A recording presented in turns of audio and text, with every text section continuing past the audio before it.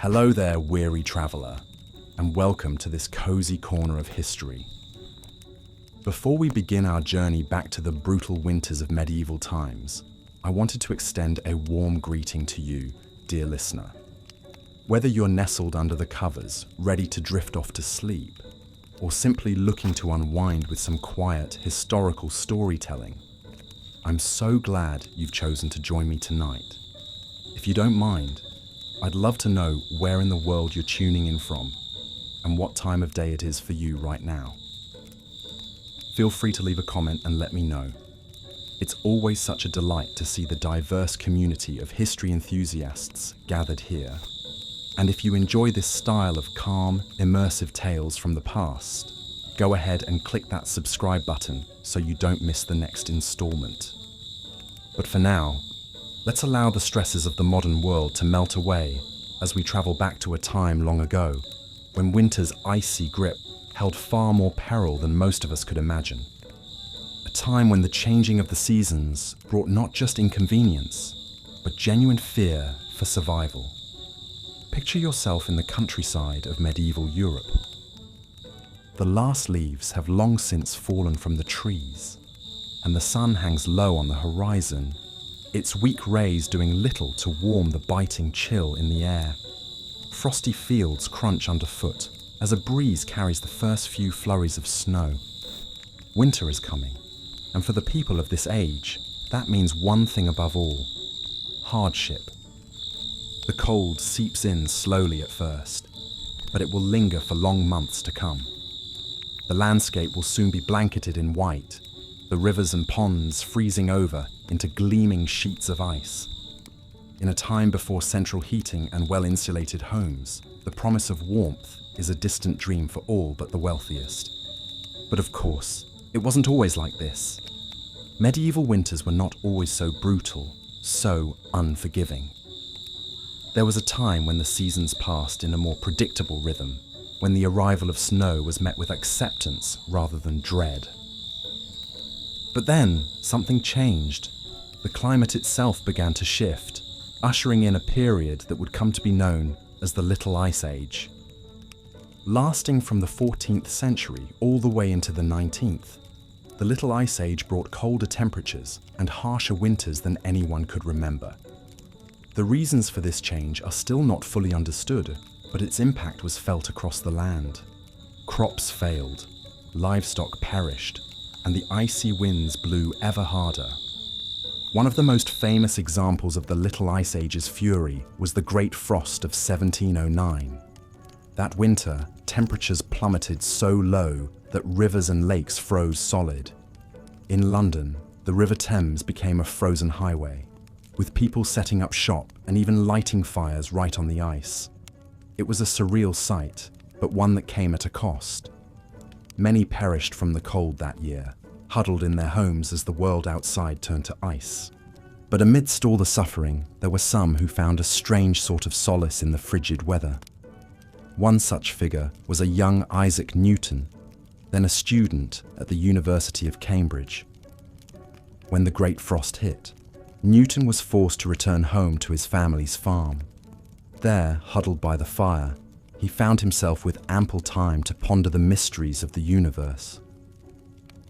It was during this unexpected break that Newton began to develop some of his most groundbreaking ideas, laying the foundations for his theories on calculus and optics. Who knows what other great minds might have been sparked to brilliance by the quiet isolation of a long, cold winter. It's a reminder that even in the darkest of times, the human spirit has a way of seeking out the light. But for the vast majority of people in medieval times, winter was a season to be endured rather than enjoyed. The rich could afford thick woolen clothing, ample firewood, and well-stocked larders to see them through the lean months. But for the peasants and serfs who made up the bulk of the population, it was a very different story. Imagine waking up each morning in a one-room cottage, the air thick with smoke from the sputtering fire. Your breath mists in front of you as you rise from your straw mattress, careful not to disturb the shivering forms of your family members huddled around you for warmth. The cold seeps in through every crack and crevice, numbing your fingers and toes until they ache. Breakfast, if you're lucky, might be a meager bowl of porridge or some stale bread. The food from the previous harvest is beginning to run low, and you know that the long winter months will only bring more scarcity. The livestock too are suffering, their coats matted with frost as they huddle together in the barn, their breath steaming in the icy air. As the day wears on, you trudge out into the snow to gather what firewood you can. It's backbreaking work, and your hands quickly become raw and chapped from the cold. But you know that without a fire, your family will not survive the night. You think of your children, their small faces pinched with hunger and cold, and you press on. This was the reality for so many in medieval times. A constant battle against the elements, a fight for survival that consumed every waking hour. And yet, even in the face of such hardship, there were moments of resilience and even joy to be found. You see, the medieval world was one deeply attuned to the rhythms of nature. The passing of the seasons was marked not just by changes in the weather, but by a rich tapestry of rituals and celebrations. And so, even in the depths of winter, there were glimmers of light to be found. One such beacon was the midwinter feast of St. Stephen, held each year on December 26th. For a brief moment, the rigid social hierarchies of medieval society were turned on their head, with a peasant or serf being crowned the Lord of Misrule for the day. This lucky individual would preside over a raucous celebration filled with food, drink, and revelry, a rare moment of indulgence in an otherwise austere existence. But perhaps the most enduring symbol of hope in the medieval winter was the simple act of coming together. In a world where survival often depended on the strength of one's community, the bonds of family and friendship took on a profound importance. Imagine, if you will, a small village huddled against the snow. The smoke from the chimneys mingles with the leaden sky, a sign of life amidst the barren landscape. Inside the homes, families crowd together around the hearth, telling stories and sharing what meager scraps of food they have. There is a sense of unity here, a shared sense of purpose in the face of hardship. Neighbors trudge through the snow to check on each other, bringing extra firewood or a pot of stew to those in need. In the flickering firelight, faces are lined with weariness, but also with a quiet determination. They have survived winters past, and they will survive this one too. And so the long, cold months march on, the snow piling higher and the ice growing thicker with each passing day. But even in the darkest depths of winter, there is a glimmer of hope on the horizon. For the people of medieval times knew that no matter how brutal the season, spring would come again. They watched for the first signs with a keen and practiced eye. The slight lengthening of the days, the softening of the earth beneath the snow. And when at last the thaw began, it was celebrated with a joy and reverence that we can scarcely imagine today. Plough Monday marked the official end of the winter season, a day when work in the fields could begin anew. The ploughs that had lain idle for so long were brought out and blessed in elaborate ceremonies, a symbol of the renewed cycle of life. As the first furrows were cut into the earth, there was a palpable sense of relief and gratitude in the air. Life had been hard, yes, bitterly hard at times, but they had endured. Through the long dark of winter, through the hunger and the cold and the gnawing uncertainty, the people of medieval Europe had held fast to the promise of spring. And now, as the land began to thaw and green shoots pushed their way towards the sun, that promise was fulfilled. It's a resilience that is hard to fathom in our modern age of convenience and comfort. The idea of facing such relentless hardship year after year is almost unimaginable. And yet, there is something deeply humbling in the knowledge that our ancestors did just that. They faced the brutal reality of their world with a strength and fortitude that is nothing short of remarkable. They found hope in the darkest of times and joy in the simplest of things. And in doing so, they left us a legacy of resilience that echoes down through the ages. So the next time you find yourself shivering on a cold winter's day, take a moment to remember those who came before. Remember their struggles and their triumphs, their sorrow and their joy. And above all, remember the unbreakable human spirit that carried them through even the harshest of winters. Because in the end, that is perhaps the greatest lesson we can learn from the medieval world. That no matter how dark the night or how cold the wind, the promise of spring is always waiting just around the corner. And with that, dear listener, we come to the end of our journey through the brutal winters of medieval Europe. I hope that these tales of hardship and resilience have brought a new perspective to your own experiences of the season. May you always find warmth and comfort in the bonds of family and community, just as our ancestors did so long ago. And may the promise of spring light your way through even the coldest of nights. Thank you for joining me on this cozy corner of history. And remember, if you enjoyed our time together tonight, I'd love it if you'd subscribe and share these stories with a friend. There are so many more fascinating tales to explore together. But for now, I'll bid you a fond good night. Stay warm, stay safe, and I'll see you next time for another journey into the past. Sweet dreams. As the brutal conditions of winter tightened their icy grip on medieval society, even the most privileged were not immune to the season's merciless onslaught. In drafty, primitive castles ill-equipped for the harshest months, royal households faced a formidable challenge in staving off the biting cold and keeping the court adequately provisioned. The logistics of maintaining a royal residence during winter were nothing short of staggering. Massive quantities of firewood needed to be stockpiled to fuel the roaring hearths that provided the only source of heat.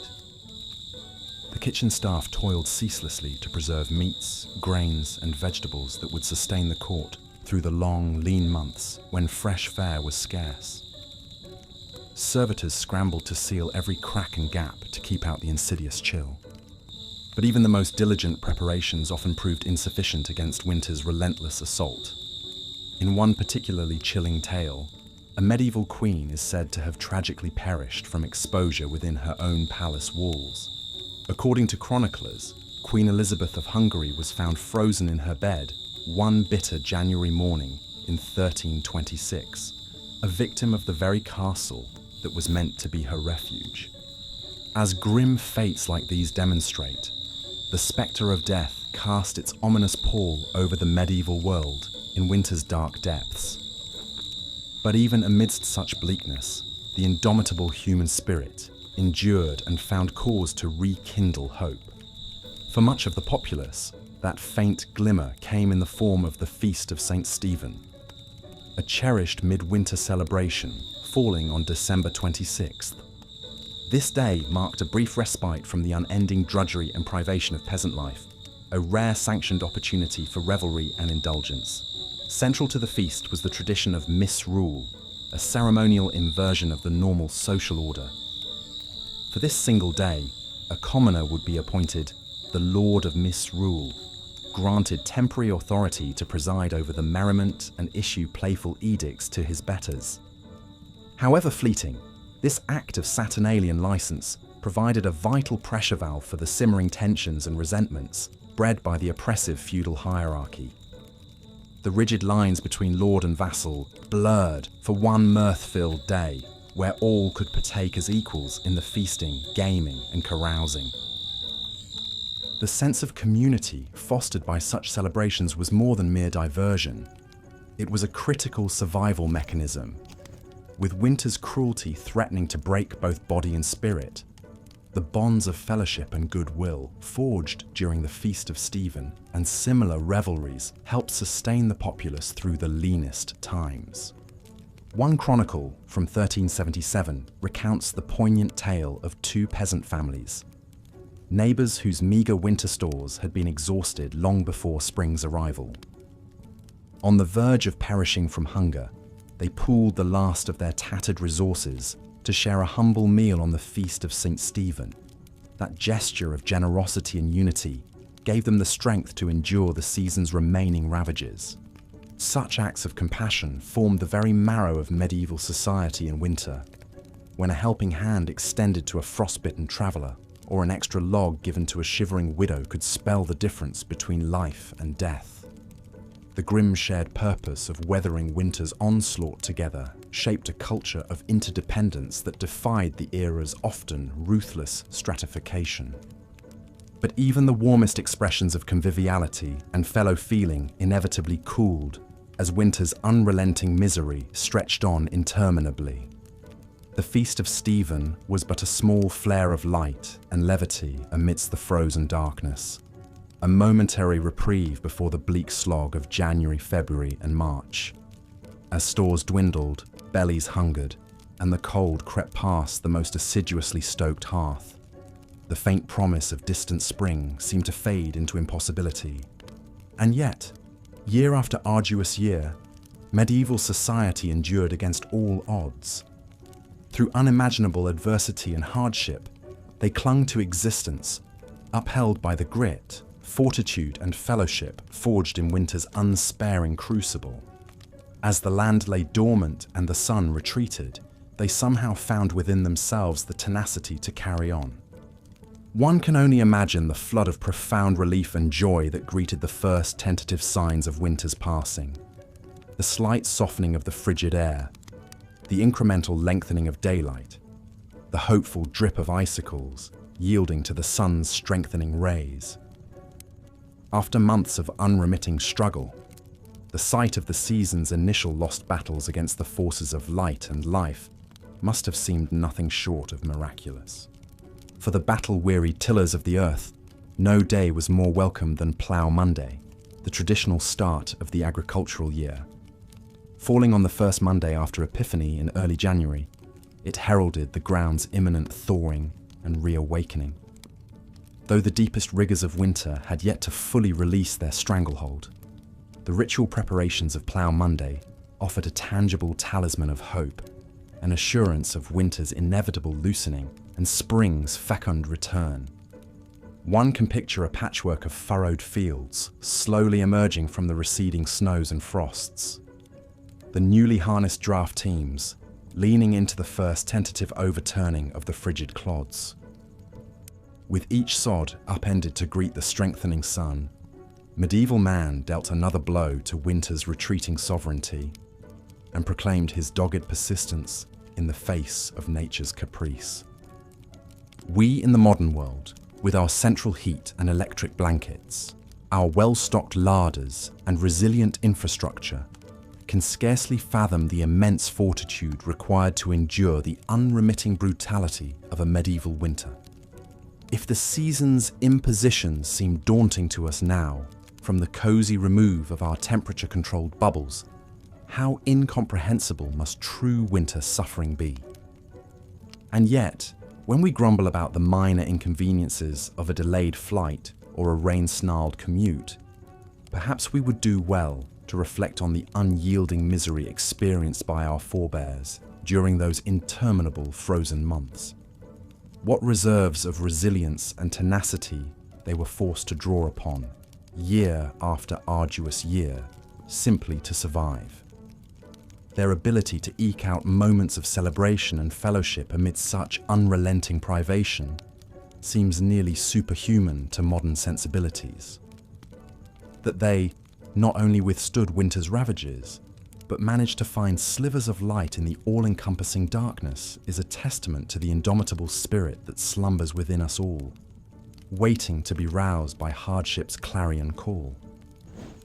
So the next time we feel our modern discontents starting to chafe, perhaps we would do well to cast our minds back to the icy plights of our predecessors.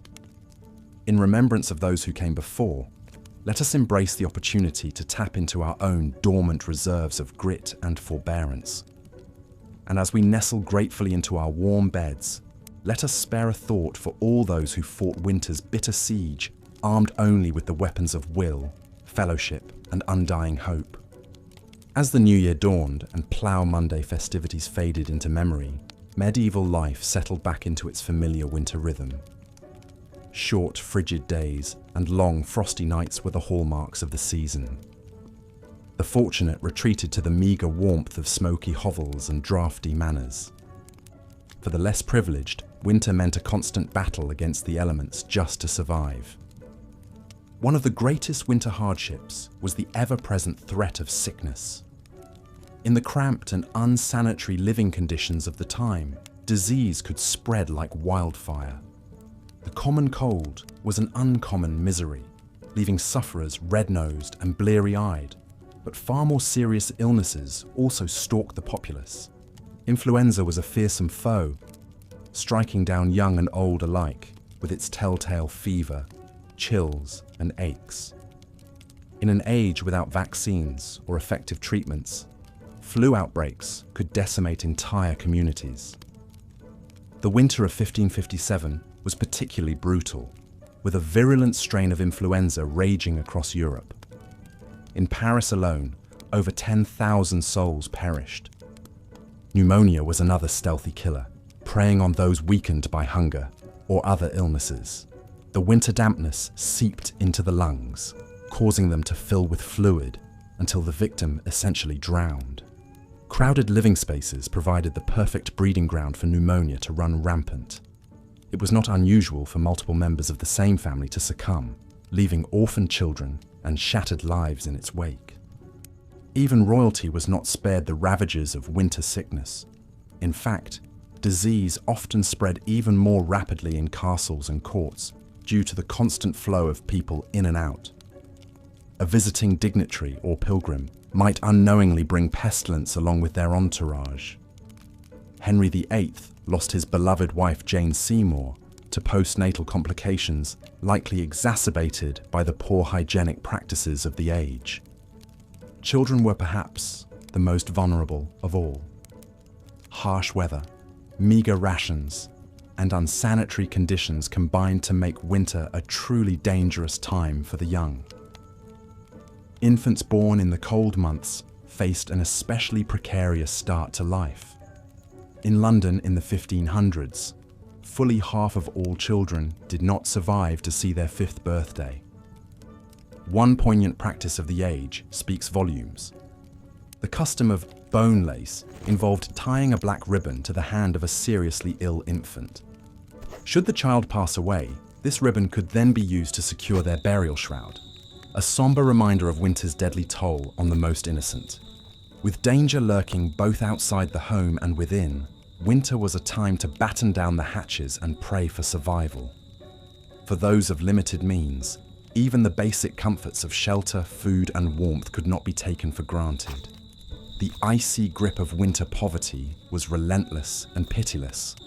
Firewood was a precious commodity, with strict laws governing the gathering of fallen timbers from forests. A peasant family might huddle around a makeshift fire of dried dung and straw, striving to eke out some feeble warmth. Shivering livestock shared what heat there was, their breath steaming in the frigid air. Food supplies dwindled to a meagre subsistence of salted meat, dried peas, and coarse bread. The autumn harvest bounty was a distant memory, and the first shy greenery of spring was still months away. Foraging for winter nutrients meant scouring the stark landscape for hardy fare, like nettles, garlic, and mushrooms. The scarcity of fresh vegetables in winter made for some very dreary dinner pots. A typical pottage might contain peas, beans, salted pork, and, if lucky, some foraged greens and wild onions for flavour. Tasteless and tedious, but enough to keep body and soul together until spring. For many, even this unappealing monotony was an unattainable luxury. Storms, droughts, pests, and other calamities could obliterate food stores, plunging entire regions into crisis. The Great Famine of 1315 was a particularly harrowing time, caused by relentlessly heavy rains that rotted crops in the fields across northern Europe. Contemporary accounts paint a chilling picture of desperate people reduced to eating dogs, horses, and even human flesh in their hunger. Parents were said to have smothered their starving children as an act of mercy. Corpses littered the streets and fields, too numerous for proper burial. Although this famine was remarkable for its severity and scale, localized crop failures and food shortages were an ever-present menace. A medieval winter diet walked a tightrope between subsistence and starvation. It was a time of hunkering down with the knowledge that things would likely get worse before they got better. Beyond basic survival, winter affected every facet of medieval culture. Leisure, religious worship, and even crime and punishment took on the unmistakable stamp of the season. The sheer drudgery of scratching out an existence in the bitter cold coloured all aspects of life. Socially, winter was a time of drawing in and relying on the bonds of family and community. The cheery gatherings around the Yule log gave way to more sedate pursuits. With travel treacherous and daylight scarce, people looked inward for amusement and enrichment during the long, dark evenings. Telling stories and singing songs helped to while away the hours. The flickering light of rushlights or tallow candles illuminated scenes of sewing, weaving, and whittling. With idle hands seen as the devil's playground, industriousness was more necessity than virtue. Winter's confinement at least provided ample time for such gainful activities. For the literate, winter offered a chance to curl up with a good book, although this was a rather exclusive club. In England, at the close of the 15th century, a humble tradesman's library might boast a Bible, a book of hours, and perhaps some merry jests or tales of Robin Hood. Only the wealthy could afford the lavishly illuminated volumes so prized by bibliophiles. Those who could read often did so aloud for the benefit and entertainment of the whole household. Winter was a time for sharing treasured stories of brave knights, canny tricksters, and star-crossed lovers. The chivalric adventures of King Arthur and his court were perennial favourites, their intricate plots and noble themes helping to transport listeners far beyond the close confines of their winter refuge. Less wholesome entertainments also served to liven up the tedium of winter days. Gambling with dice was a popular pastime, often leading to heated tempers and empty purses. The clatter of knucklebones and the rattle of dice would ring out in many a tavern and great hall as fortunes were won and lost. Drink was another common winter diversion, the fermented comforts of ale, mead, and wine helping to boost both body temperature and spirits. Public houses saw a roaring trade, offering fellowship, entertainment, and an escape from the bitter cold. Inebriation often led to looser tongues and lower inhibitions, sparking lively debates, bawdy songs, and occasionally a brawl or two. The short, dark days of winter also lent themselves to quiet reflection and spiritual contemplation. The church held great sway in the medieval mind, and winter was a time for drawing closer to God. With agricultural work at a lull, more time could be devoted to prayer, penance, and good works. The traditional nativity plays and pageants of Christmastide gave way to more somber devotions as winter deepened. The pious might undertake pilgrimages to holy sites, braving the harsh conditions as a sign of their commitment and devotion. Others spent hours in hushed churches, fingering rosary beads numb with cold and meditating on their eternal soul. Charity was also an important winter value, with almsgiving seen as a Christian duty. The 7 acts of corporal mercy laid out a blueprint for generosity, feeding the hungry, giving drink to the thirsty, sheltering the homeless, clothing the naked, visiting prisoners, comforting the sick, and burying the dead. In a season of scarcity and hardship, small gestures of human kindness could make all the difference. Of course, winter's harshness sometimes brought out the worst in human nature as well. Crime tended to rise as desperation set in and opportunities for theft increased. With people spending more time indoors in close quarters, tempers often frayed, leading to a spike in assaults and other violent crimes. The medieval justice system was ill-equipped to deal with this seasonal surge in lawlessness. Trials were often delayed until the weather improved, leaving the accused to languish in dank and overcrowded jails. Punishments could be harsh, with fines, floggings, and even executions meted out to those found guilty. But even in the face of winter's bleak realities, the indomitable human spirit endured. People found small joys and moments of levity where they could. The distant promise of spring sustained them through the darkest and coldest nights. The lengthening days of February brought a welcome reprieve with the feast of St. Valentine on the 14th.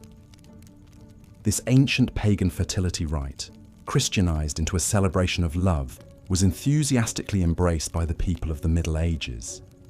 It was a bright spot of warmth and tenderness in the very heart of winter's depths.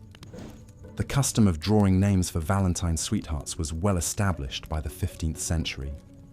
Eligible ladies and lads would gather to draw slips of paper from a bowl, sealing their romantic fate for the next year. These annual pairings often led to merry flirtations and sometimes even marriages.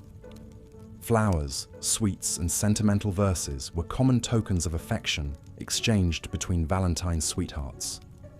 The simple act of receiving a handmade card from an admirer could set hearts aflutter, even in the chilliest weather. Winter, for all its woes, could not freeze the fires of love. As the feast of St. Valentine passed into Lent, the austerities of the season intensified. But there was a sense that the worst was now behind and brighter days lay ahead. The snowdrops and crocuses poking their fragile heads through the frost offered tangible evidence that winter's icy reign was finally weakening. Throughout the Middle Ages, the relentless cycle of the seasons shaped every aspect of life, and no season stamped its mark more firmly than winter. It was a time of privation and hardship, when mere survival was an achievement. And yet, it was also a time of resilience and quiet fortitude in the face of the harshest of elements. Medieval winter was a test of the human spirit, a proving ground for the values of faith, family, and community. The winking icicles, frosty meadows, and long fallow fields may have been a postcard-perfect scene, but the realities of the season were anything but picturesque. However, this crucible of snow and ice and want also forged a people of remarkable grit and endurance. The Middle Ages were built on the backs of those who could weather the very worst that winter had to offer and still find a reason to hope for spring. There is perhaps no greater tribute to their stubborn vitality. So the next time you find yourself bemoaning a delayed train or a slushy sidewalk, spare a thought for your medieval ancestors. Unequipped with thermal socks, central heating, or weather apps, they faced each winter as a battle to be fought with every resource at their disposal. And they emerged victorious, spring after spring. We are the heirs and beneficiaries of their tenacity and unbreakable spirit. And with that, I will leave you to your warm bed and electric blanket, secure in the knowledge that winter has been largely tamed, thanks in no small part to those who came before and showed us how it's done. May your dreams be of gentle snowfalls and toasty hearths, and may you wake to a world where winter is more friend than foe. As the weak winter sun struggled to pierce the leaden grey clouds, the people of medieval Europe shivered and drew their meagre cloaks tighter about their shoulders. The icy tendrils of winter's grasp seemed to creep into the very marrow of their bones, chilling them to the core.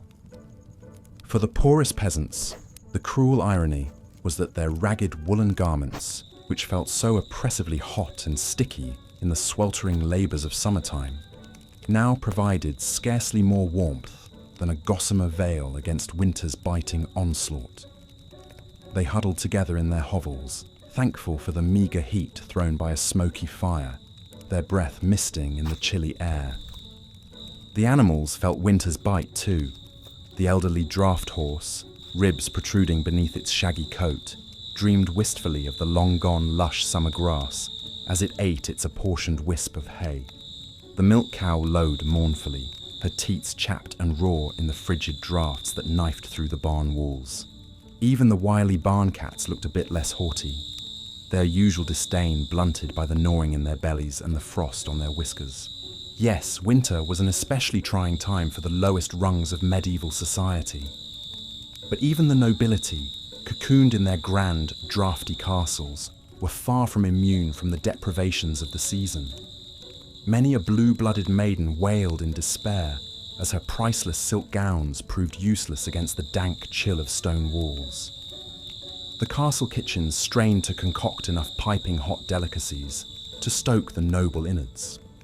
It is said that King Henry II of England, felled by a severe case of the winter shivers, once burned an entire chair just to warm his royal posterior for a blessed moment or two.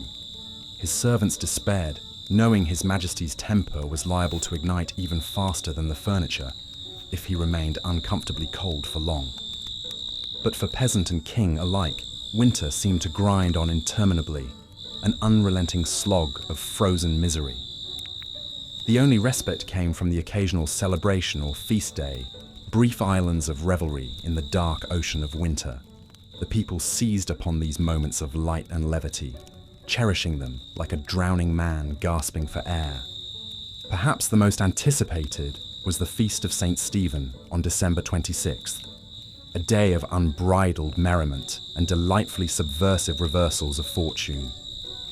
By ancient tradition, a mere peasant was crowned the Lord of Misrule on this day, gleefully lording over his betters in a delicious bit of sanctioned rebellion.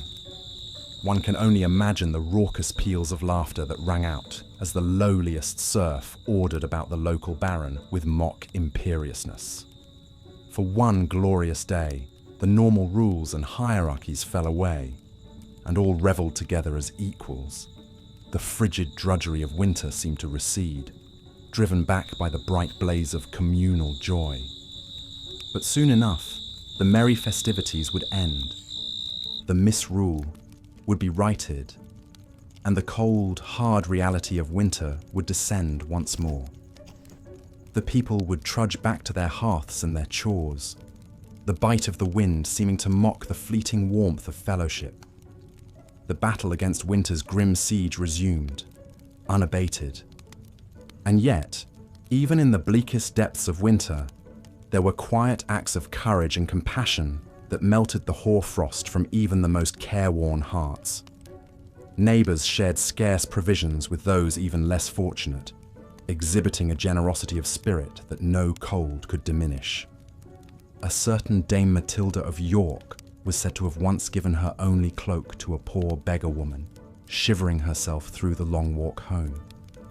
When questioned why she would relinquish her one defence against the brutal cold, she simply smiled serenely and said, "The warmth of human kindness is a fire that never goes out."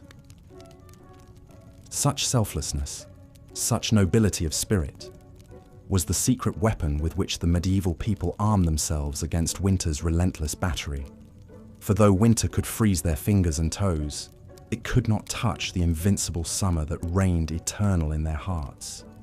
And so they endured, they persisted, they triumphed in their own way over the harshest of seasons. The first green buds of spring were more than just a welcome sight. They were a living testament to the tenacity of the human will, the indomitable spirit that could outlast any winter, no matter how dark or cold. As we snuggle deeper under our cozy electric blankets, perhaps we would do well to remember the trials and triumphs of our medieval forebears. For in their unending battle against the elements, in their stubborn refusal to bow before nature's capricious fury, they forged a legacy of resilience that warms us still today. The chill winds of winter may still moan outside our windows, but we can draw strength from the knowledge that if they could brave the brutal cold with naught but a cloak and their unquenchable human spirit, well, then surely we can survive until spring arrives once more. Spring at last. As the icy grip of winter finally began to loosen, medieval folk eagerly awaited the return of fairer weather. They had endured months of bitter cold, huddling in cramped quarters, stomachs growling from meager winter rations. But now, as the sun lingered a bit longer in the sky each day, glinting off the melting snow, there was cause for celebration.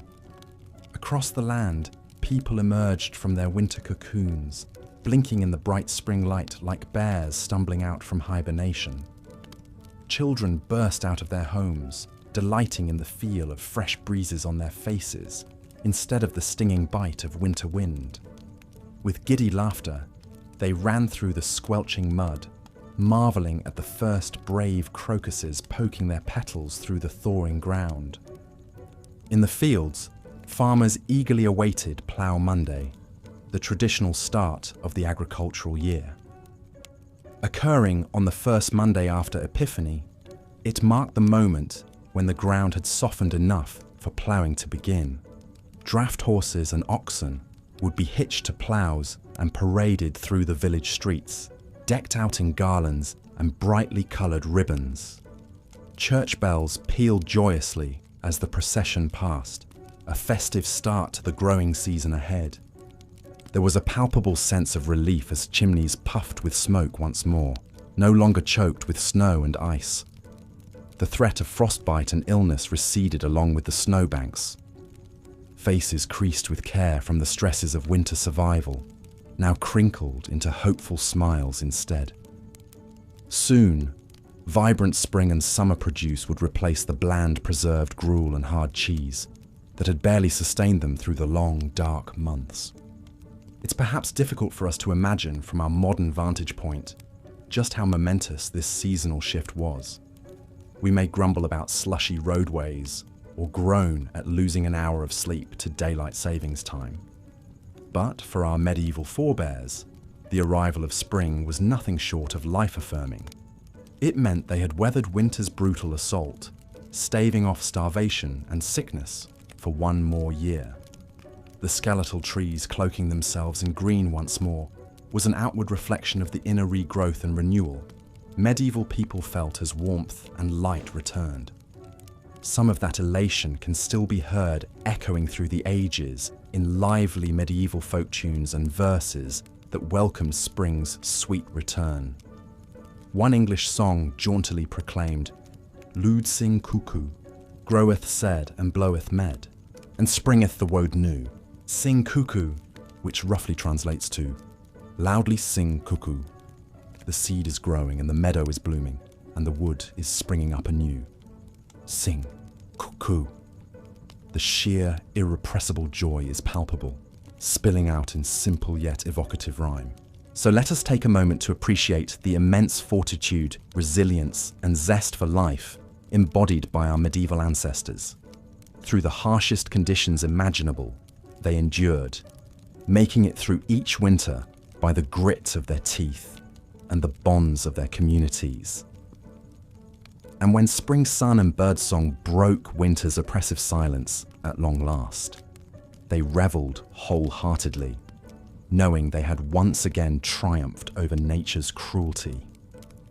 As we nestle into our warm beds, perhaps grumbling half-heartedly about the chill outside our windows, we might spare a thought for those long-ago souls, the ones who would heave sighs of pure relief as the snow gave way to mud, flinging open their shutters and letting the spring air rush in.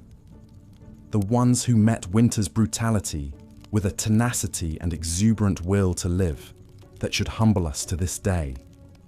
Let their strength be a reminder to us when we face our own bleak seasons, literally or metaphorically. If they could emerge from the depths of winter privation with such unabashed joy, then surely we too can find wellsprings of hope to sustain us. The thaw will come, the sun will return, and we will step out once more into the light.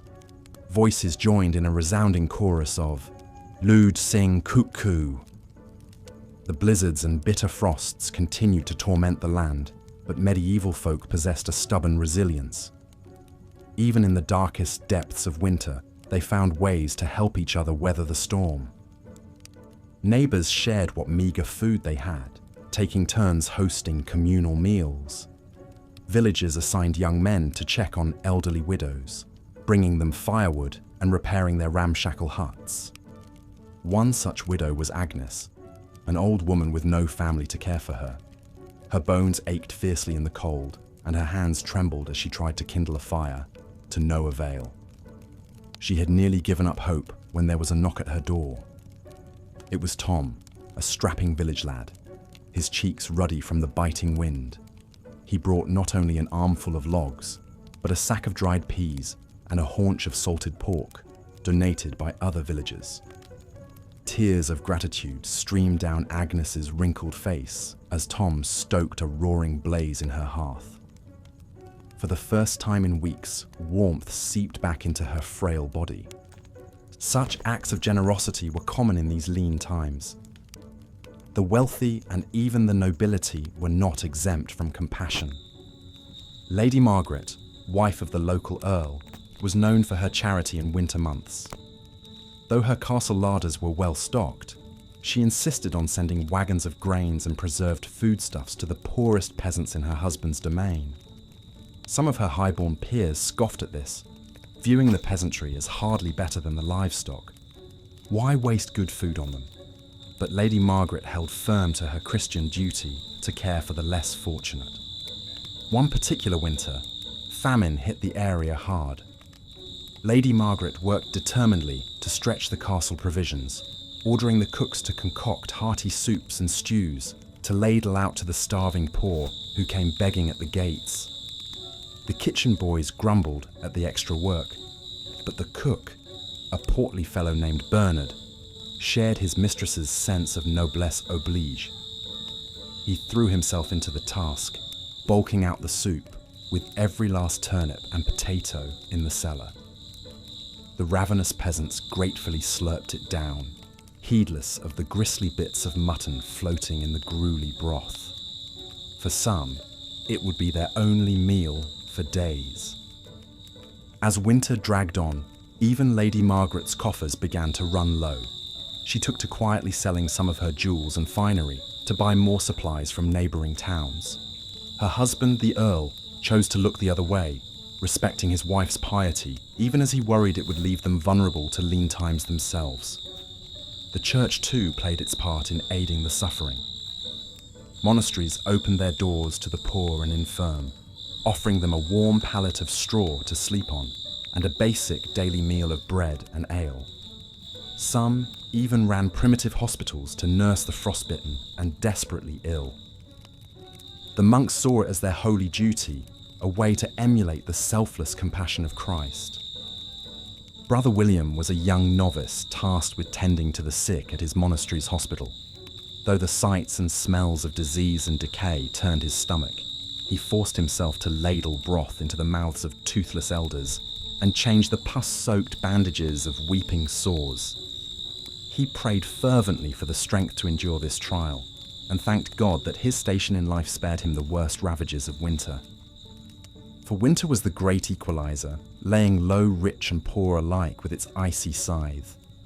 Certainly the wealthy could afford thicker woolen hose and luxuries like hot mulled wine, but they still shivered in their draughty manners and worried over their winnowing stores. And death came for them too, in the form of winter-borne disease. The noblewoman Lady Isabel was heavily pregnant during a particularly vicious cold snap. Sequestered away in her confinement chamber, she had every comfort: a crackling hearth, mounds of furs, and attentive maids to cater to her every need.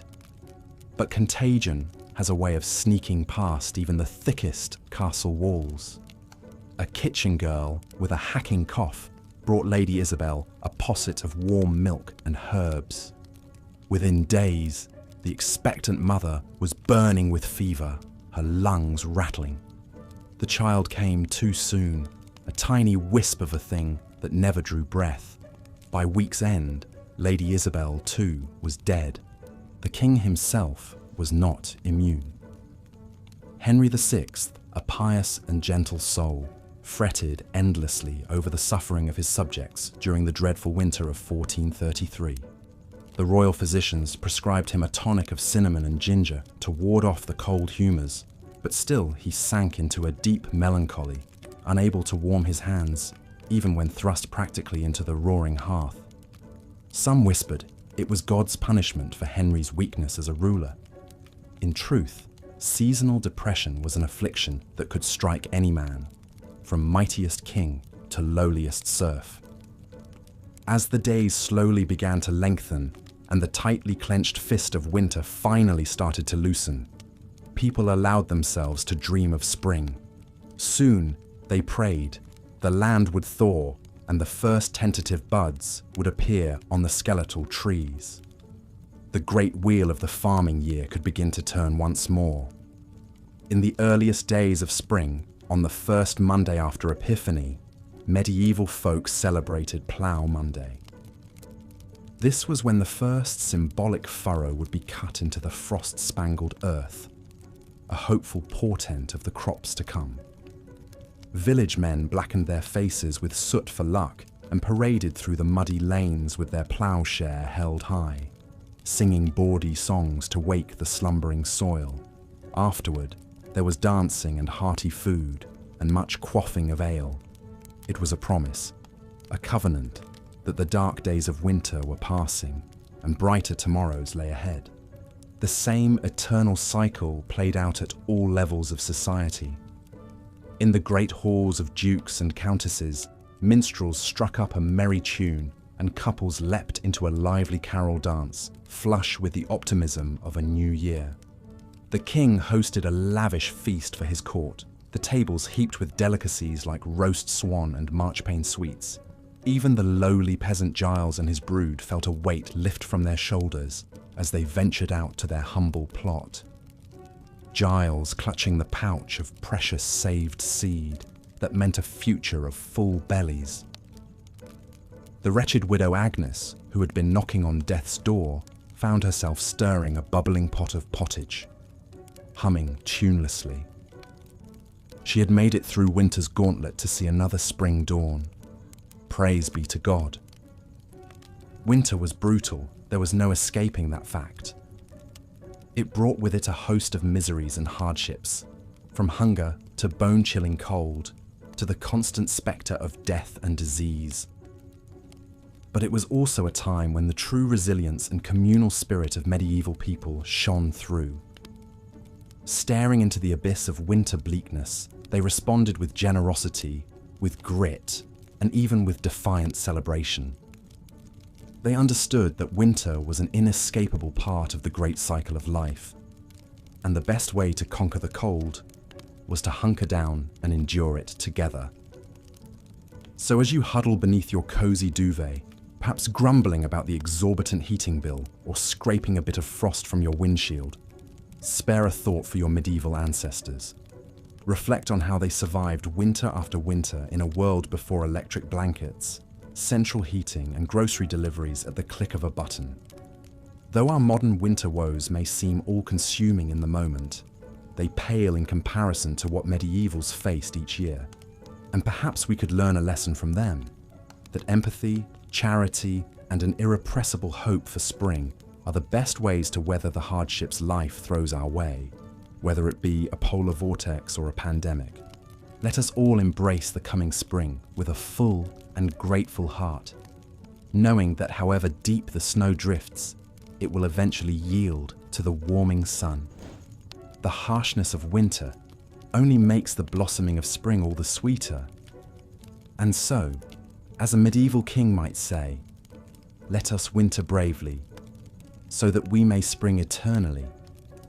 Frost crackles underfoot as you trudge through snowdrifts, breath clouding in the icy air. Icicles glitter in the pale sunlight, hanging from the eaves of wattle and daub huts. The village lies hushed and still, huddled against winter's onslaught. This is what winter looked like for most of our medieval ancestors. Not the cozy scenes we imagine of merry feasts in snug castles decked with holly and buzzing with music and laughter. No, for the vast majority, winter was a time of bone-chilling cold, gnawing hunger, and grim survival. The spectre of winter hunger was never far away. With crops withered and livestock scarce, putting food on the table became a daily battle. Grain stores dwindled, and bitter herbs and shriveled turnips were soon all that stood between a family and starvation. One bitterly cold winter in 1315, a medieval English manor's harvest fell short by a third due to storms and freezing weather. The desperate serfs were reduced to eating the straw roofs off their huts and boiling the leather from their shoes, all the while still forced to labour for their lofty lords. Malnutrition weakened the body's defences against winter maladies. The common cold could quickly morph into life-threatening pneumonia or bronchitis. Influenza cut through villages like a scythe, felling young and old alike as they shivered in their shabby shelters. With teeth chattering, medieval folk huddled together against the chill, packing into the relative warmth of shuttered houses. Yet this close-quartered coziness came at a cost. The stale, smoky air, ripe with the odours of unwashed bodies, festering chamber pots and dirty rushes, was a breeding ground for disease. In one 14th century Suffolk household, 13 family members from grandparents to babes in arms, along with their scrawny chickens and mangy dogs, huddled together in a single tiny smokehouse all winter. It's incredible that any emerged alive come spring. Sickness was not the only danger lurking in the long dark nights. Fires were a constant threat in packed wooden cities and towns. One misdirected spark could swiftly grow into a furious blaze, hungrily devouring tightly clustered buildings and snuffing out lives. The Great Fire of London in 1212 started on a cold November night, quickly raging through the city's cramped lanes, while water froze in the pipes. An estimated 3,000 huddling Londoners perished in the flames, and many more were left homeless in winter's icy grip. Travel was especially treacherous in these frigid months. Roads dissolved into muddy quagmires, while blizzards obscured the way with blinding flurries. With daylight scarce, travellers risked becoming disoriented and losing their way, stumbling from the path to a frozen grave. In 1311, the English Queen Isabella set out from Canterbury for London as the winter twilight deepened on the shortened day. Her party lost the road and wandered helplessly until the early hours, while the pregnant queen wept copiously in fear and exhaustion. Winter's onslaught was no less punishing for working animals. Horses and oxen grew gaunt and weak on scant winter feed. Their laboured breaths smoked in the chill air as they hauled logs and packs through knee-deep snow. Frostbite blackened extremities and ice cracked hooves and wheel spokes alike. Yet even in the bleak depths of winter, medieval people found slivers of light. The Feast of St. Stephen, or Boxing Day as we know it today, was a time of charity and goodwill. Alms boxes in churches overflowed with offerings for the poor, while lords supplied hearty meals to cold and hungry tenants.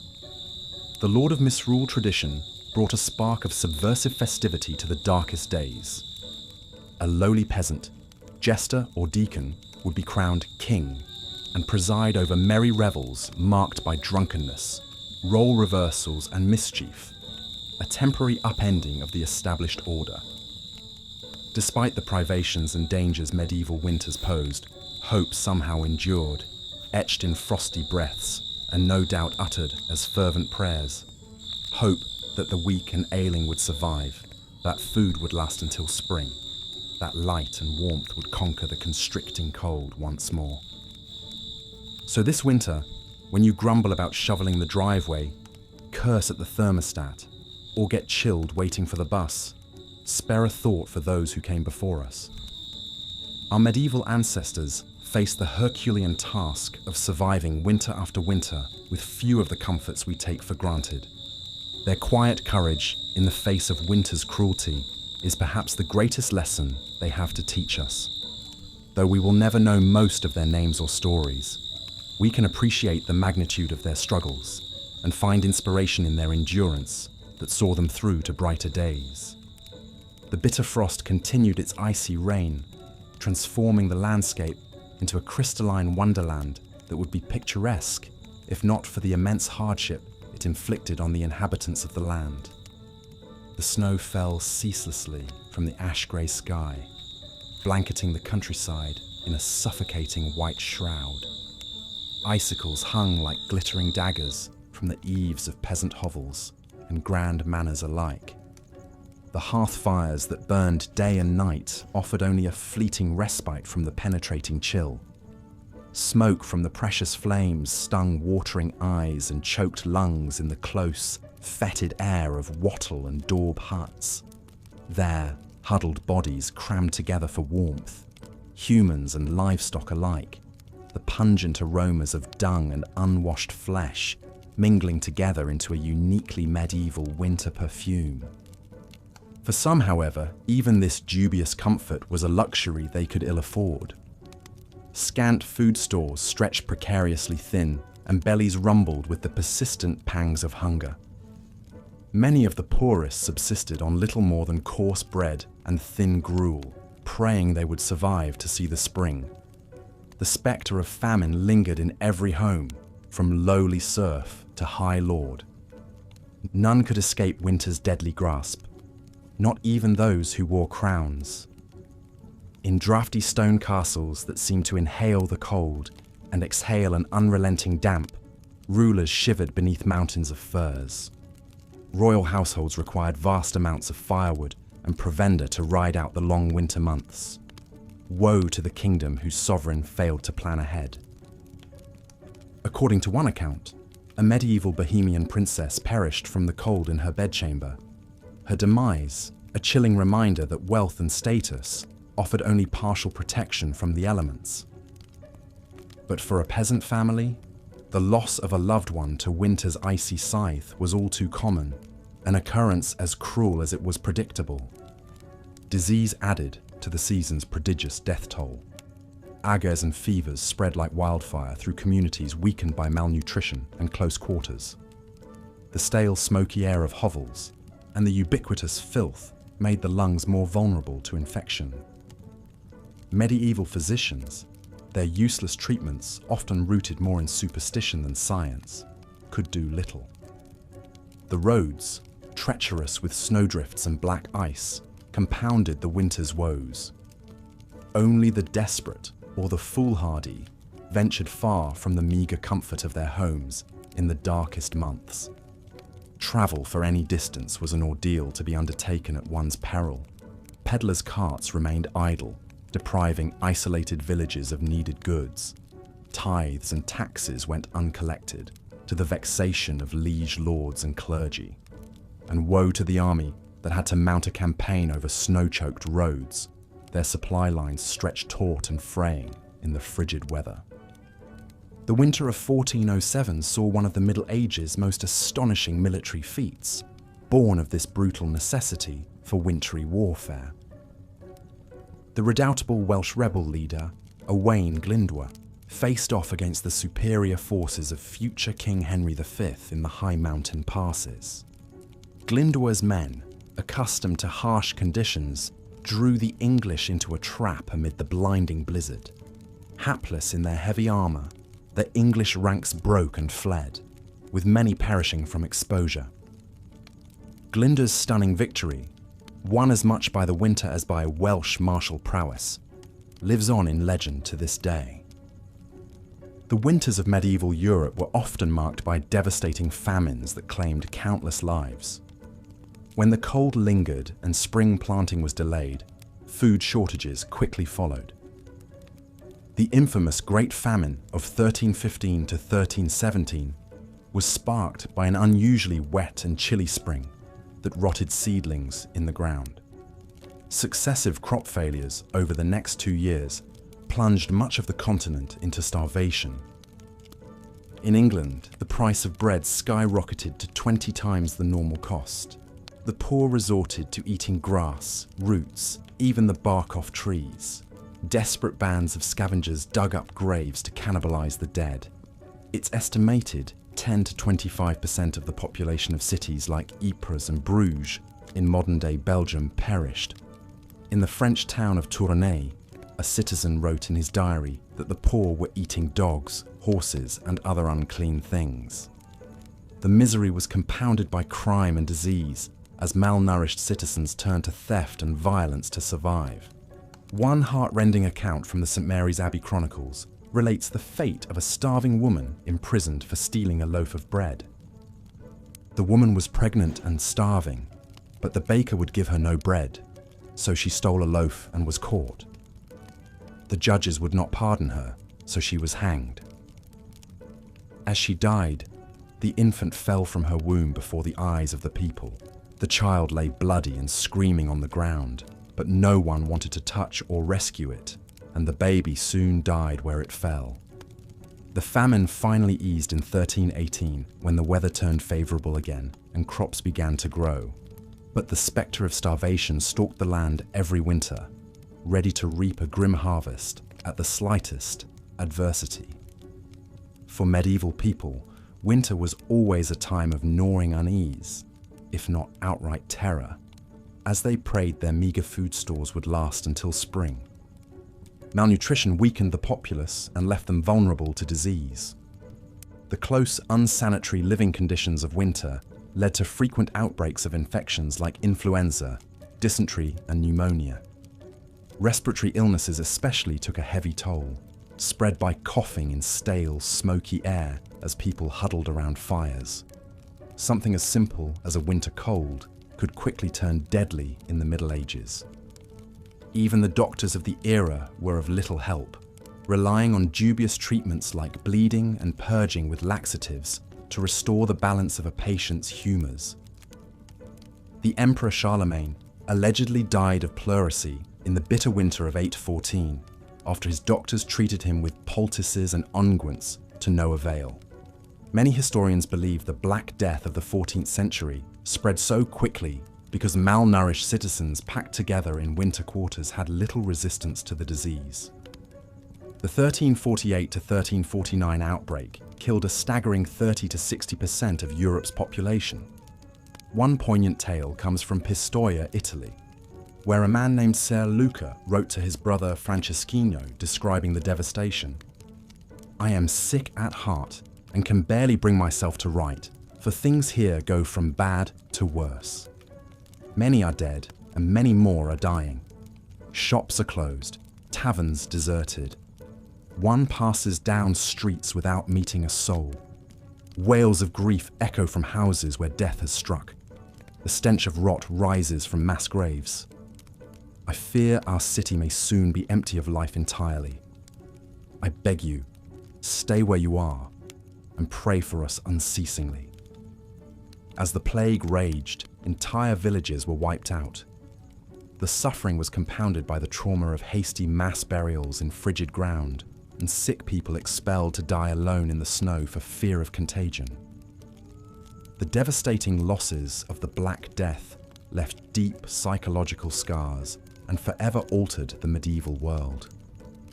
Winter was an especially dreaded time for the elderly, young children, and expectant mothers. Without the benefits of modern medicine, these vulnerable populations frequently succumbed to cold, disease, or malnourishment. It's estimated that in some medieval societies, up to 20 to 30% of infants died within their first year of life, many during the harsh winter months. Complications of pregnancy and childbirth, exacerbated by poor diet and chilly conditions, claimed the lives of countless mothers and babies. The perils of winter childbirth are illustrated by the sad tale of Matilda, the 12-year-old daughter of King Henry I of England. In the winter of 1120, Matilda was aboard a ship called the White Ship, sailing from France to England. The ship hit a rock and quickly sank, sending Matilda and hundreds of other passengers into the frigid waters of the English Channel. Matilda nearly escaped drowning by getting into a small rescue boat, but then cried out for her half-brother William, who was still in the water.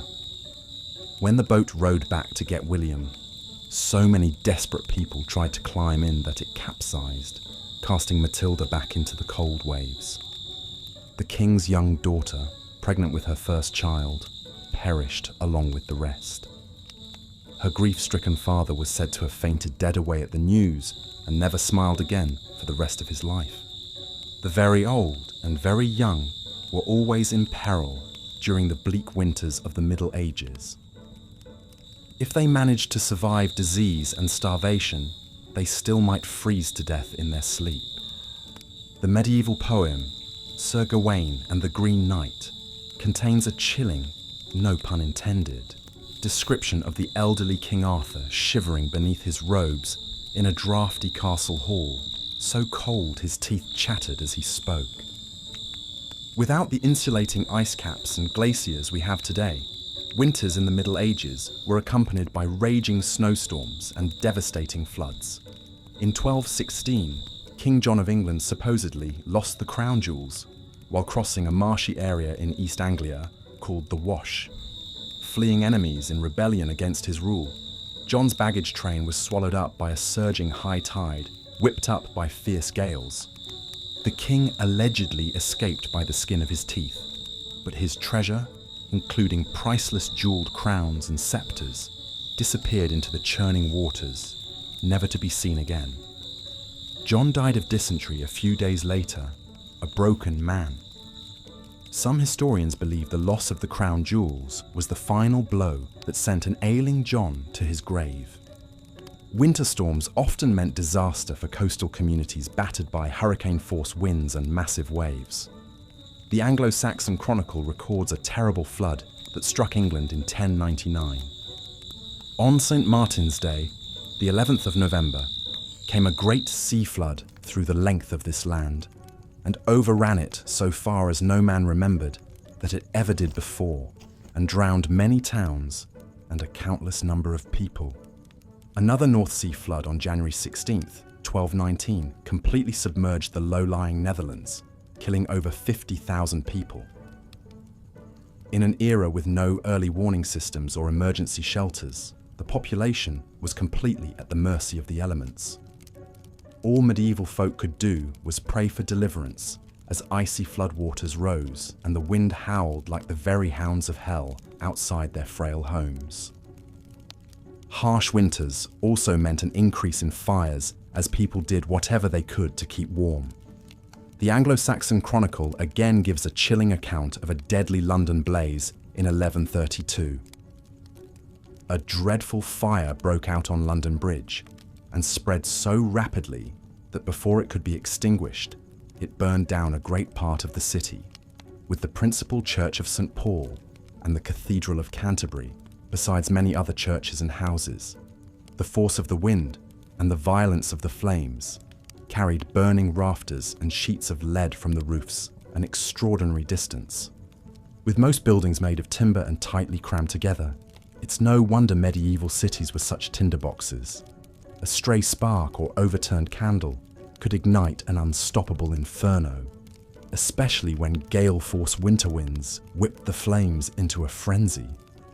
People fled through narrow, twisting streets as their homes burned behind them, often with little more than the clothes on their backs. There are countless tragic stories of families separated in the chaos, children trampled, and people trapped and burned alive. Given the limited firefighting technology of the era, often all citizens could do was throw buckets of water or snow on the flames and pray the wind would shift before the entire city burned. The devastation could be near total, leaving thousands homeless and destitute in the dead of winter. But perhaps the greatest danger of medieval winter was something that required no great blizzards, floods, or conflagrations. Sometimes the simple, inescapable, life-sucking cold was enough. It's hard for us to imagine in our modern world of central heating and thermal fabrics, but the bone-chilling damp and constant dark of winter was an adversary from which there was little defense in the Middle Ages. With only smoky fires and piles of furs to ward off the chill, winter cold sank deep into the bones of medieval people. Arthritis and rheumatism were common afflictions, the pain growing worse with every passing year. Extremities slowly went numb, then black with frostbite. Pneumonia and influenza ran rampant in close quarters. The cold seemed to seep into the very soul, sapping all energy and vitality. The 6th century British monk Gildas paints a grim picture in his work, On the Ruin of Britain. The nights are long and dark, the days dreary and chill. The air bites with malice, the icy blasts cut to the bone. All is blanketed in snow and frost. It is a time of great suffering for man and beast alike, when all the earth seems dead and frozen, locked in the clutches of a frigid hell. For the elderly and frail especially, winter was a time of dread, marked by a hopeless feeling that the warmth might never return. People piled on every article of clothing and huddled together for warmth, but still the cold crept in. Fires sputtered and died in the damp, leaving only plumes of acrid smoke that stung the eyes and choked the throat. Coughs and sniffles echoed in the darkness, interspersed with the groans of the sick and dying. The cold kept its icy grip round the clock, turning exhalations to frost and numbing appendages. It seemed to reach icy fingers into the chest, squeezing the breath and congealing the blood. Even the young and healthy moved as if through deep water, sluggish and yielding. There was no escaping winter's clutches in the Middle Ages, no Florida vacations or cozy electric blankets to take the edge off. The cold was a constant, merciless companion, sapping precious energy needed for survival. It's no wonder the medieval world measured the passage of time not in months or years, but in how many winters one managed to survive. To make it through to another spring was a triumph, one that grew more difficult with each passing season. But somehow, despite the brutal conditions, the rampant disease, the gnawing hunger, and the life-stealing cold, the people of the Middle Ages endured. Year after year, winter after merciless winter, they shouldered on, armored only in their indomitable spirits. When the last meager stores of food ran low, they tightened their belts another notch. When the fire burned down to embers, they drew another tattered blanket close. And when the dark pressed in from all sides, they huddled together and whispered stories of brighter days to come. There is a moving passage in the 14th century English poem Piers Plowman that captures the sheer resilience of the medieval spirit.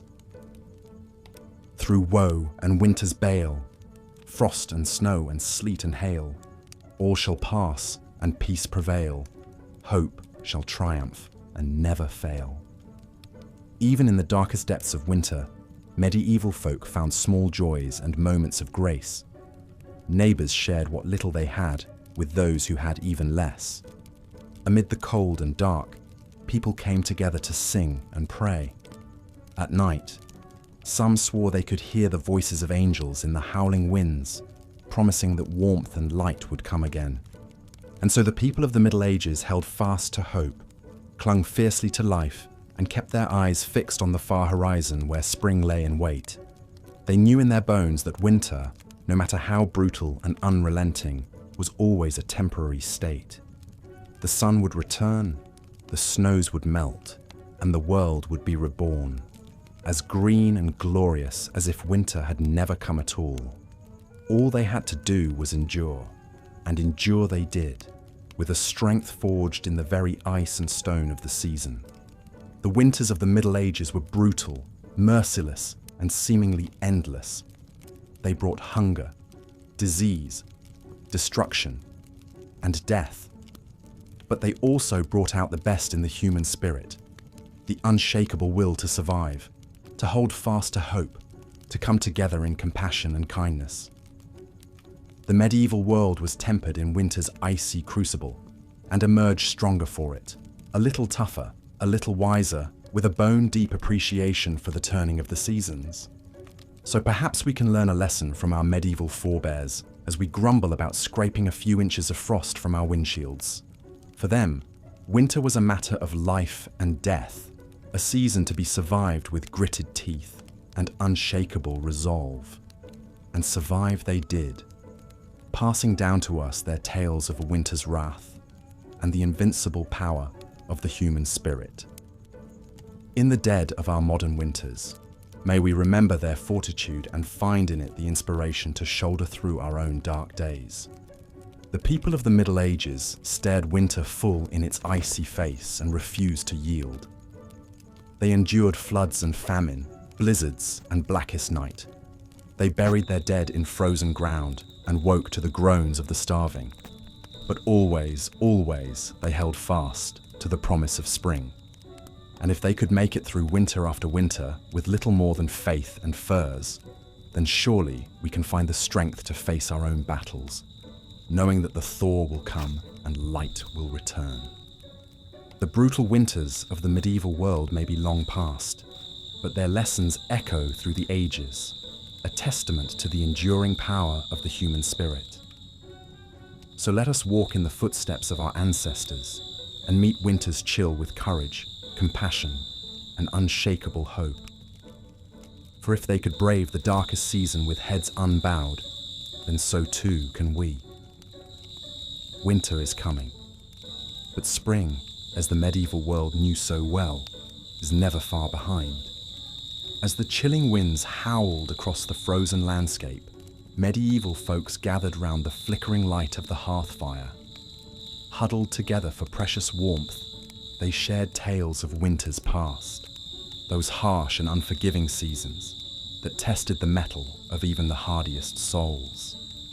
In humble cottages and grand manor houses alike, the sting of winter's icy breath knew no bounds.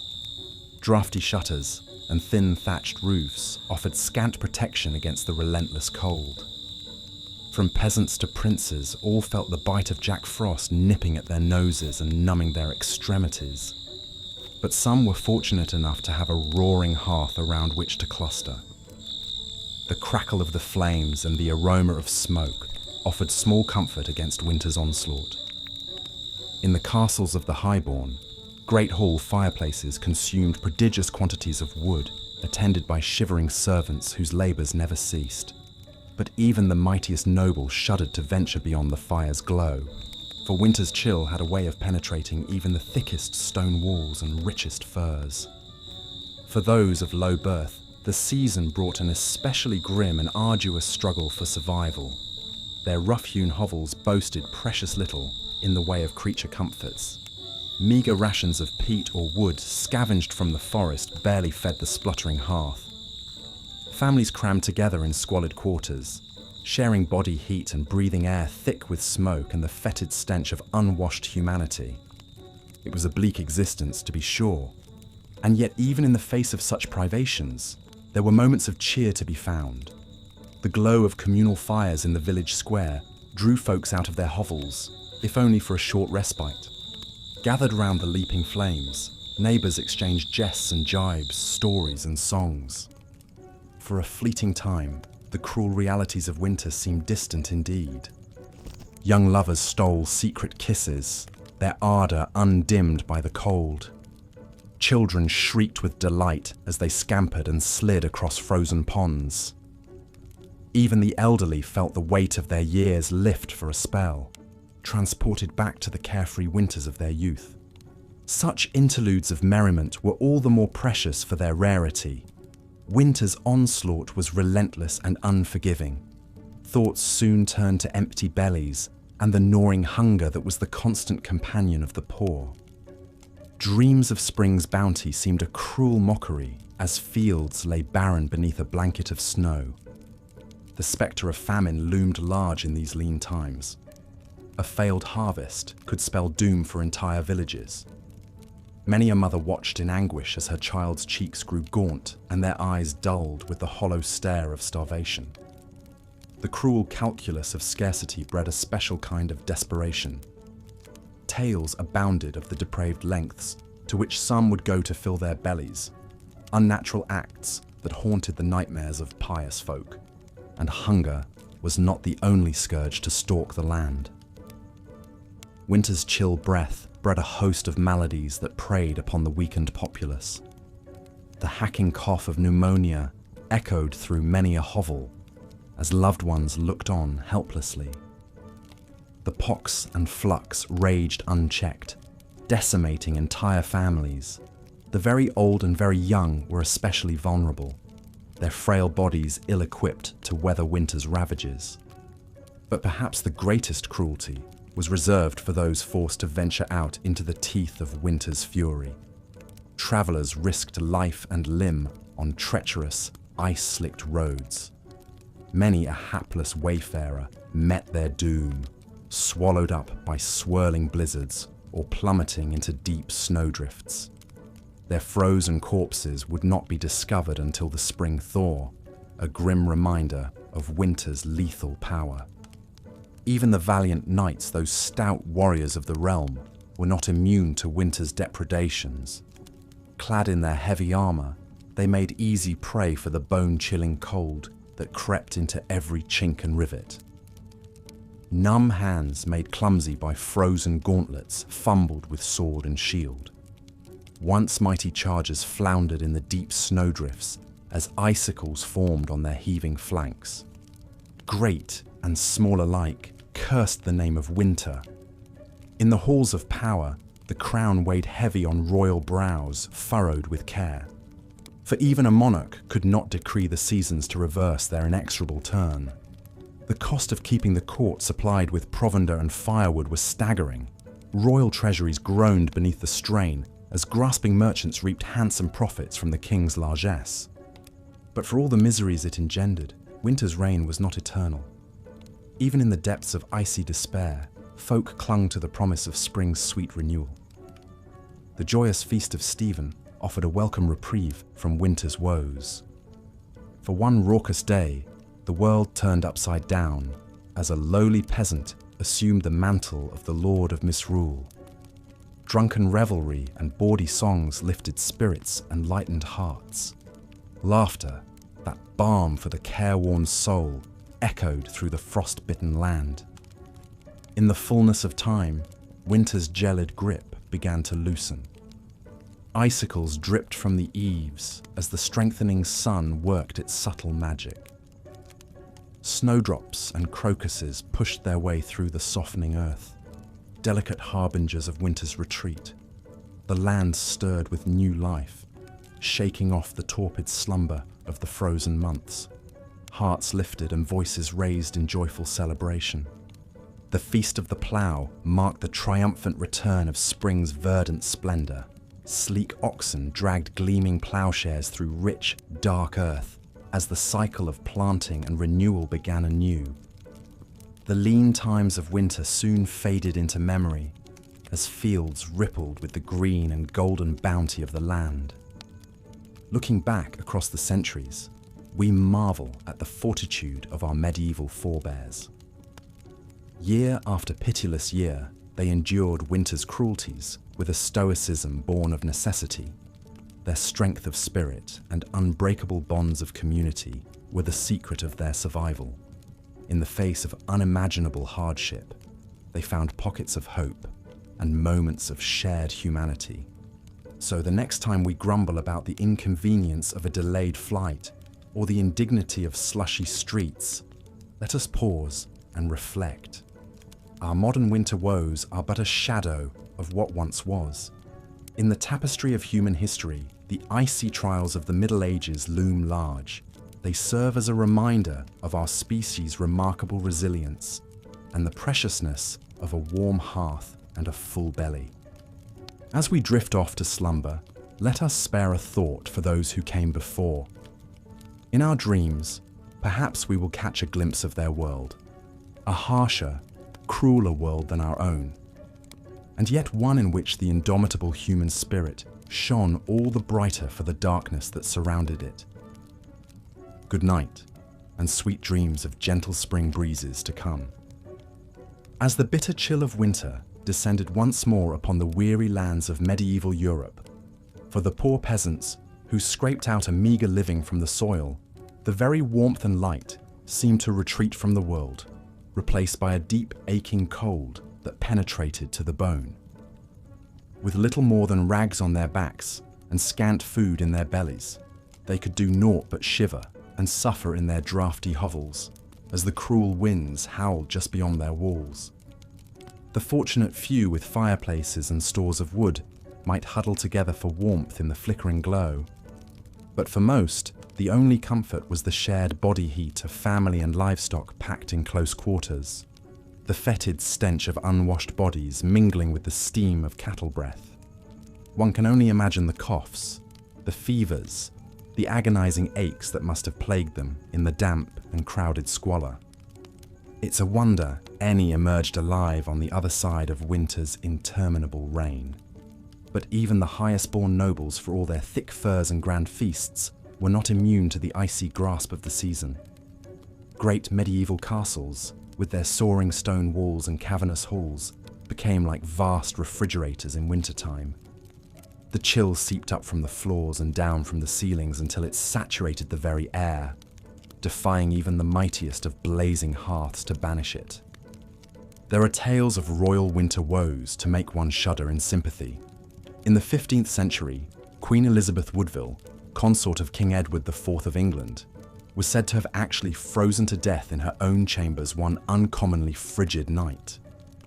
While records are murky and much embellished, one account claims that despite being swaddled in heavy robes and furs, the poor woman succumbed to the deep cold and was found in the morning frozen stiff as a board.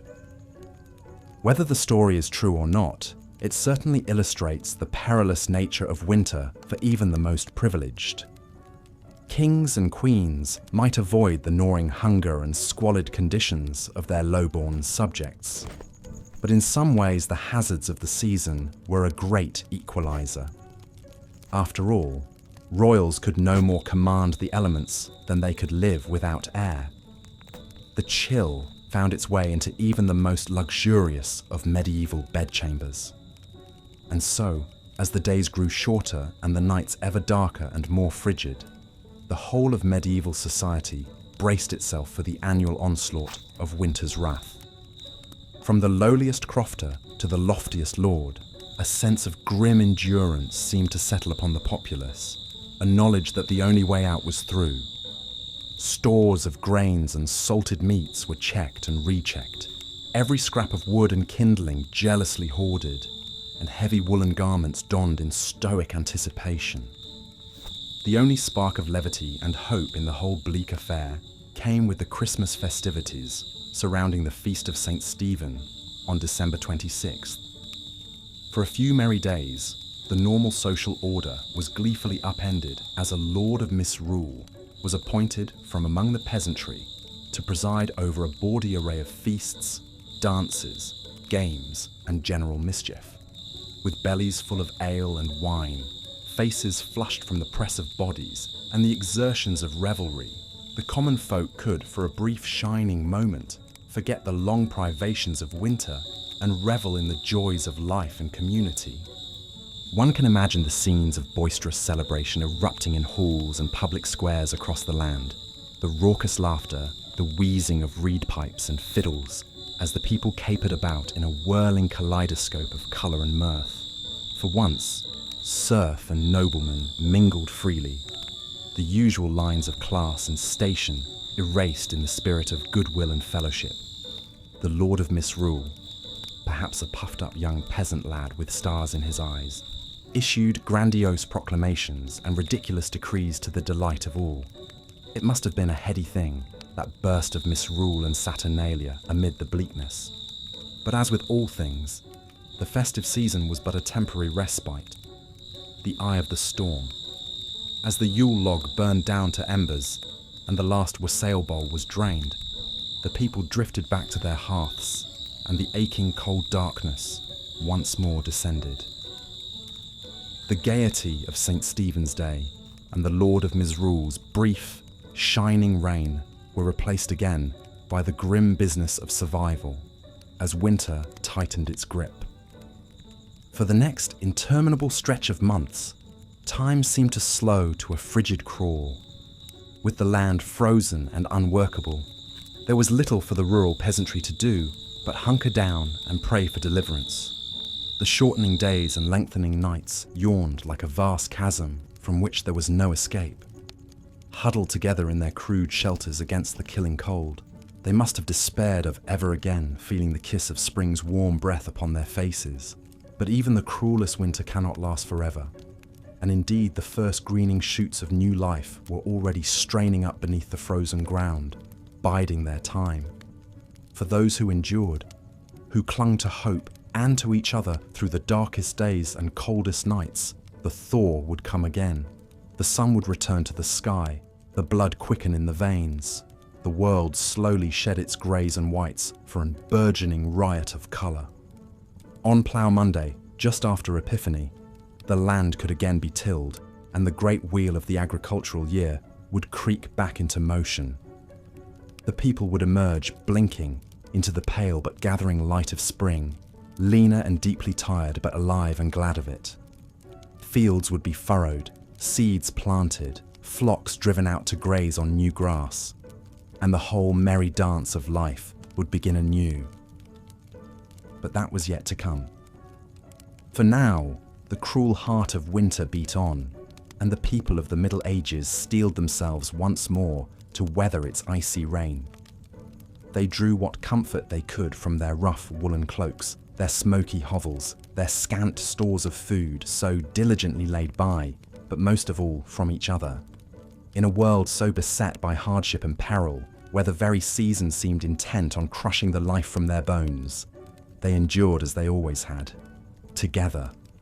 Lords and peasants, young and old, shivering and hoping beneath the same leaden winter sky, waiting for the spring that must someday come.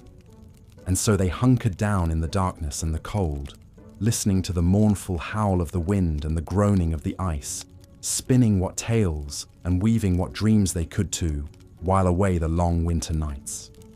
Perhaps they imagined a future where the winters were kinder, the hearths warmer, the bellies fuller. A world their shivering hands and frozen bones might build for the generations to come. Or perhaps they simply held fast to what scraps of light and hope they could muster in the moment, knowing that even the longest winter must someday yield to spring. In the face of such brutal conditions, the strength of the human spirit to endure and keep faith in brighter days ahead is truly a marvel. One cannot help but feel a swell of admiration for the fortitude of our medieval forebears, who faced each bitter winter as an indomitable foe and emerged, year after year, to greet the spring on the other side. Let us then tip our hats to those long ago lords and peasants, who suffered much and yet endured still more. In our modern world of central heating and on-demand grocery deliveries, it can be easy to forget the hardships they faced as a matter of course. But as we drift off to sleep in our warm beds, perhaps we can spare a thought for those huddled medieval masses and marvel at the strength that carried them through winter after winter, waiting for the light's return. In a world so often cold and dark, such enduring hope and resilience is a fire that cannot be quenched, burning on from their distant hovels to our own night-swaddled rooms. May we keep that flame alive in our hearts, come what winter may. As the long winter months dragged on, medieval folk looked forward to any opportunity to lift their spirits and foster a sense of community and goodwill amidst the hardships. One such beacon of hope was the Feast of St. Stephen, celebrated each year on December 26th. Though the origins of this midwinter celebration are somewhat obscure, by the Middle Ages it had become a cherished tradition across much of Europe. After the solemn religious observances of Christmas Day, St. Stephen's Day was a time for merrymaking, feasting, and the playful reversal of normal social roles. Central to the festivities was the custom of misrule, where a peasant or commoner would be appointed Lord of Misrule for the day and granted the power to command their social superiors. This light-hearted upending of the status quo provided a much-needed release valve for the rigid class tensions that normally dominated medieval life. The Lord of Misrule presided over a topsy-turvy day of revelry, leading raucous processions through the streets, initiating mischievous pranks, and decreeing that everyone from lords to labourers should make merry together. Professional entertainers like minstrels, jugglers and jesters would ply their trades, while games of chance and skill kept the crowds amused. Bawdy, comedic sketches called mummers' plays were performed, reenacting tales from legend and folklore in broad, exaggerated strokes. Mock jousts and farcical court proceedings induced peals of laughter, a welcome respite from the grim realities of winter life. Of course, no medieval celebration was complete without a hearty feast. On St. Stephen's Day, the Lord of Misrule could insist that the wealthy provide food and drink for the whole community, a charitable gesture that fostered goodwill and fellowship among all. Roasted meats were the centerpiece of the feast, from geese and capons to the traditional roast boar's head, marched in with great fanfare. Mincemeat pies, heavy with dried fruit and spices, offered a sweet treat, while the wassail bowl flowed freely, the warm spiced cider bolstering everyone's spirits. One can almost hear the laughter and lively chatter ringing through the halls, rising above the blustery winter winds outside. For one brief shining day, the hardships of winter faded into the background as the community came together in a spirit of joy and camaraderie. As the feast concluded and the revelers dispersed back to their hearths, they carried the warmth of the festivities with them, like a flicker of cheery firelight in the dark. The knowledge that they had friends and neighbours to rely on, that they could find moments of laughter and levity even in the bleakest times, surely helped buoy their spirits for the hard days still ahead. And somehow, the winter's icy grips seemed a bit less harsh, the howling winds a bit more bearable, when one had a belly full of good food and a heart full of fellowship. The Feast of St. Stephen was a timely reminder that even the deepest darkness of winter would eventually yield to the first hopeful stirrings of spring. Those fragile shoots of new life began to tentatively emerge as the winter snow receded and the frozen ground began to thaw. Across the countryside, watchful eyes eagerly scanned for the appearance of snowdrops, those valiant little flowers that poked their fresh green stalks and delicate white blooms through the melting slush. Their arrival heralded that the long night of winter was finally ending, and the season of rebirth approaching. In villages everywhere, weary folk rejoiced to see the first hints of colour and vitality return to a landscape that had been shrouded in icy white stillness for so many months. With a newfound spring in their steps, medieval peasants returned to the rhythms of the agricultural year, the great wheel of life beginning to turn once more. Hibernating livestock were led out to pastures starting to green again, while the farmer hitched his team to the plough, eager to churn the softening earth. The first Monday after Epiphany, falling in January, came to be known as Plough Monday for this very reason.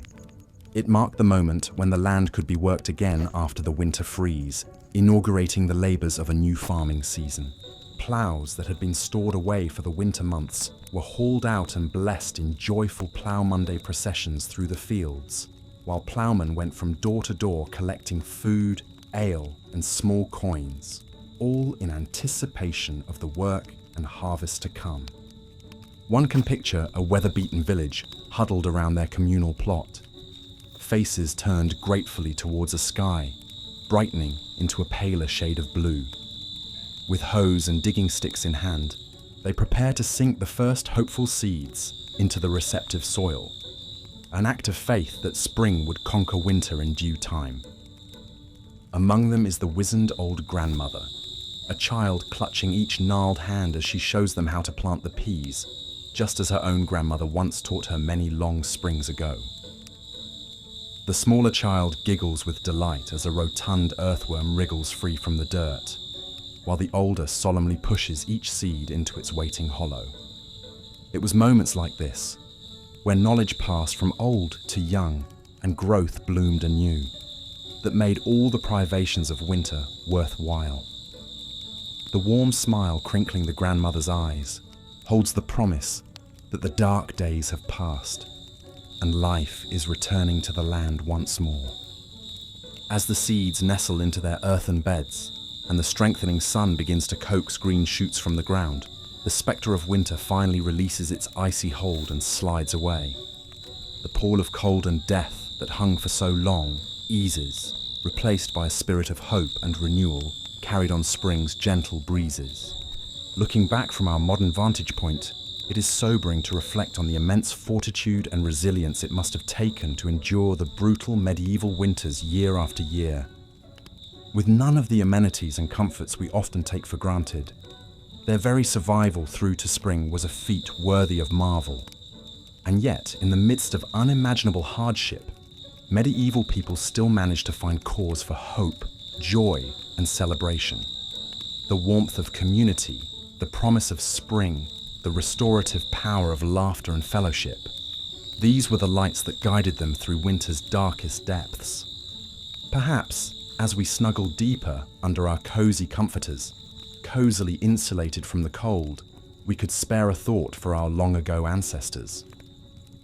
The next time the winter wind rattles our windows and we grumble at the chill, we might pause and smile wryly, recognizing that our winter woes likely pale in comparison to what they faced year after year, century upon century.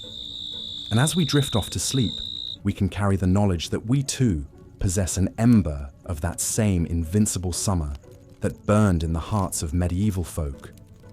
The assurance that spring always returns and life goes on, no matter how dark the winter night. So as the last light fades and the wind whispers a lullaby against the pane, I invite you to let your imagination wander back through the ages, to walk alongside those distant ancestors as they triumphed over winter's icy reign. May their courage and indomitable spirit inspire your dreams tonight. And if this journey through history has piqued your curiosity, I encourage you to like this video and subscribe to the channel. There are always more boring tales to lull you into restful slumber. Until next time, my friends, sleep well and dream of cozy hearths and fresh green shoots stirring beneath the snow. Good night.